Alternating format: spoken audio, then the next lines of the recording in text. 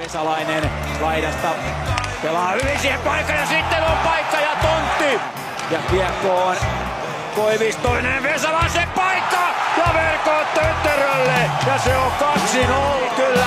Ja näin tulee Tappara 2-0 tilanteessa ja se on kavennusosuma.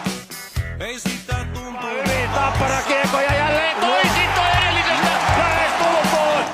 Teissalan kanssa, Teissalan kautta keskialueelta. Aivan loistava poikittaisyöttö ja Jääskä vetää suoraan ykkösellä siitä Teissalan upeasta poikittaisyötöstä. Kova paini maalin edustalle ja laukaus tulee. Irtokiekko pelattavaksi ja sinne se menee. Tuohon ei Taponen enää ehdi. Ei ehdi millään. 20 sekuntia jäljellä. Kiekko pomppii.